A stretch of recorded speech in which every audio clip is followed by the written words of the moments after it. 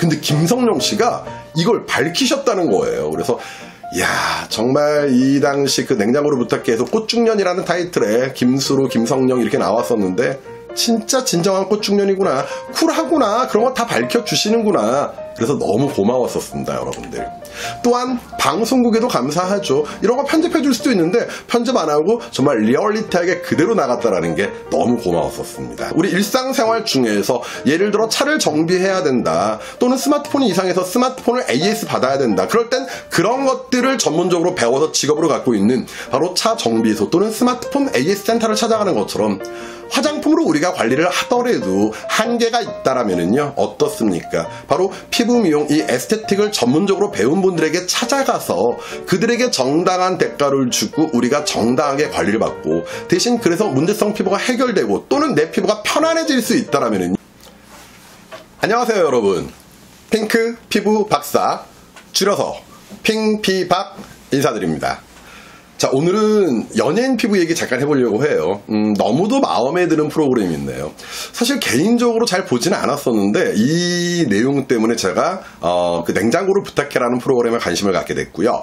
자, 2018년 4월 23일 날 김성령 씨 그리고 김수로 씨가 출연을 했었습니다. 자, 그런데 이제 어떤 내용이 나왔냐면요, 과거에 김성령 씨가 이런 인터뷰를 했었대요. 관리를 안 하는 것이 오히려 동안의 비법이다, 이렇게 얘기를 했었다고 합니다. 자, 그런데 이날 김수로 씨가 뭐라고 폭로를 했냐면요, 자, 딱 대사 그대로 읽어볼게요, 제가. 근데 누나, 나랑 같은 스킨케어숍 다니잖아 라고 얘기를 했대요. 그러니까 김성령 씨가 엄청 당황해하면서 그냥 쿨하게 인정했다는 것이죠. 그래, 스킨케어 정도는 기본이다, 한 달에 2번 정도 다닌다 라고 인정했다고 합니다. 자, 그러니까 아울러 김수로 씨가 거의 스킨케어 홍보대사격이다, 이렇게 얘기를 했다고 하네요. 저는 여기서 놀란 게 뭐냐면요, 일단 솔직한 김성령 씨. 자, 사실 여배우들의 로망이 뭔지 아십니까?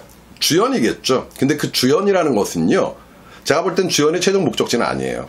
주연을 맡게 되면 무엇이 많이 들어올까요? 광고가 많이 들어오죠. 그래서 조금 어리고 섹시한 여배우들 같은 경우에는 이제 주류, 뭐 소주나 맥주 광고 이런 것들 들어오겠고요. 자, 그 다음에 조금 예쁘고 아름다우신 분들 같은 경우에는 화장품 광고가 많이 들어옵니다. 사실 어느 정도의 출연료보다는 이 광고가, 물론 그분들이 정말 노력하고 수고해서 만든 광고이지만 드라마보다는 짧은 시간 내에 조금 더 수입이 더 많지 않을까라는 건 아마 저뿐만 아니라 지금 보고 계신 모든 유튜버 분들도 그렇게 생각을 하고 계시라고 생각을 하는데요.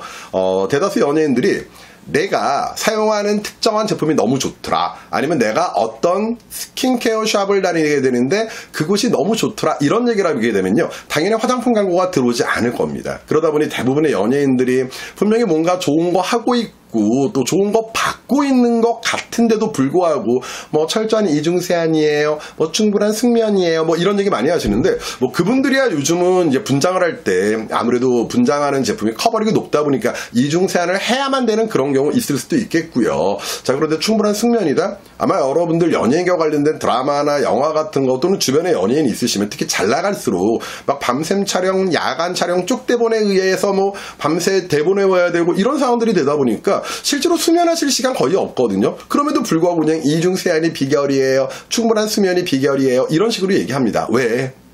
다시 한번 얘기하지만 화장품 광고를 놓칠 수는 없잖아요. 근데 김성령 씨가 이걸 밝히셨다는 거예요. 그래서 이야, 정말 이 당시 그 냉장고를 부탁해 해서 꽃중년이라는 타이틀에 김수로, 김성령 이렇게 나왔었는데 진짜 진정한 꽃중년이구나, 쿨하구나, 그런 거 다 밝혀주시는구나. 그래서 너무 고마웠었습니다, 여러분들. 또한 방송국에도 감사하죠. 이런 거 편집해 줄 수도 있는데 편집 안 하고 정말 리얼리티하게 그대로 나갔다라는 게 너무 고마웠었습니다. 자, 그런데 여기서 이제 문제가 있어요. 김성령 씨가 이런 얘기를 하다 보면은요, 어떤 여성분들은 그럴 거예요. 그래, 맞아, 스킨케어샵 가야 돼, 이렇게 얘기할 거예요. 근데 또 어떤 대중들은요, 제 스킨케어샵 다녀? 나는 그런데 못 가봤는데 하면서 어때요? 약간 괴리감을 느낄 수도 있겠죠.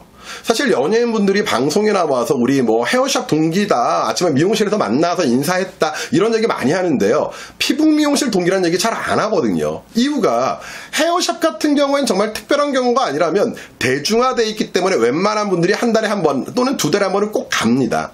근데 피부 미용실이라는 것은 어떻습니까? 아무래도 가처분 소득, 즉 내가 사용할 수 있는 여유 소득이 있어야지만 갈 수 있는 개념이 되다 보니까 서민들에게 괴리감을 줄 수 있다는 그런 개념에서 밝히지 않는 경우가 더 많다라는 얘기죠. 하지만 여러분, 이 스킨케어샵, 다시 말해서 에스테틱 살롱은요, 결코 나쁜 것이라고 얘기할 수는 없습니다. 왜 이게 꼭 나쁜 것이라고 얘기를 해야 되겠습니까? 자, 우리 한번 생각해 볼게요. 운동선수가 있습니다. 운동을 더 잘하기 위해서 열심히 웨이트 트레이닝 코치에게 몸을 만듭니다. 직장인이 있습니다. 직장인의 승진 시험을 위해서 열심히 영어 학원을 새벽 또는 야간에 다니게 되는 것이죠. 자, 대학생이 있습니다. 파워포인트, 엑셀 이런 것들을 모르면 안 되기 때문에 열심히 컴퓨터 학원에서 이런 것들을 배우고 있다는 것이죠. 자, 그렇듯이 김성령 씨와 같은 사람은요, 연예인입니다. 여러분들에게 극중 몰입감을 줘야 되고요. 기쁨과 슬픔, 바로 이런 희노애락을 전달해야 된다는 것이죠.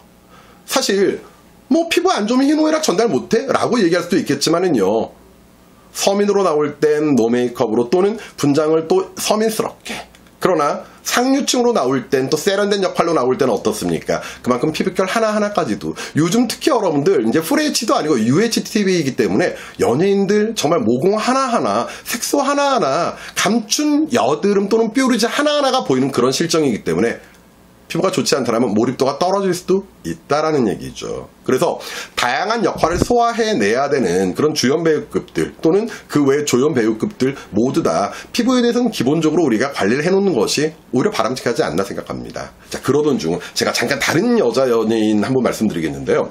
장나라 씨라고 있는데 예전 KBS였나요? 고백부부라는 드라마에 잠을 자고 일어나는 장면, 또 남편 때문에 힘들어하는 장면에 세상에 노 메이크업으로 나오는 거예요. 막 색소가 그대로 다 보이는 거예요. 모르겠어요. 어떤 분들은요, 야, 저 색소 봐라, 야, 저 얼굴 늙었다, 장나라 이제 한물 같다, 이렇게 생각할 수 있겠지만 저 같은 경우는, 야, 장나라 진정한 연예인이다. 제가 제일 싫어하는 게 자고 일어나는 장면에 메이크업 다 돼 있는 거 정말 싫어하거든요. 몰입이 안 돼요. 근데 장나라 씨 딱 자고 일어났는데 얼굴에 아무것도 없이, 와, 피부결 진짜 노화됐잖아요. 이제 나이가 있으시니까 장나라 씨가. 그게 딱 보이는데 몰입이 더 잘 되더라는 얘기죠. 마찬가지예요. 연예인들 상황에 맞춰서 연기를 해야 되기 때문에 일단 나쁜 것보다 좋게 하고 있으면 나쁘게도 묘사를 할 수 있기 때문에 저는 그것은 당연하다라고 생각을 합니다. 자, 그런데 우리 이런 얘기도 한번 해보도록 할까요? 요즘 이제 고령화 사회이다 보니까 노후자금 이야기 많이 합니다. 자, 그런데 사람들이 또 얘기하죠. 뭐 돈만 문제가 아니다. 돈이 많아도 취미가 없으면 노후가 너무 쓸쓸하다. 또한 취미만 문제도 아니다. 건강하지 못하다라면 돈이 아무리 많아도 취미가 있더라도 안 된다라고 얘기합니다. 그래서 저는 어떤 생각도 하냐면요, 피부도 중요하다. 사실 많은 여성분들, 심지어 남자인 저도요, 피부가 너무 안 좋다라는 얘기 들으면 우울해집니다. 어쩔 수 없는 우리 인간 뇌의 반응이라고 얘기할 수 있겠죠. 제가 주로 관리를 잘한다라고 입소문이 나 있는 것도 여드름 또는 아토피, 이렇게 눈에 보이는 질환들인데, 여드름 있는 친구들은 어떤 줄 아십니까? 여드름 너무 많으면 자신감을 잃어요.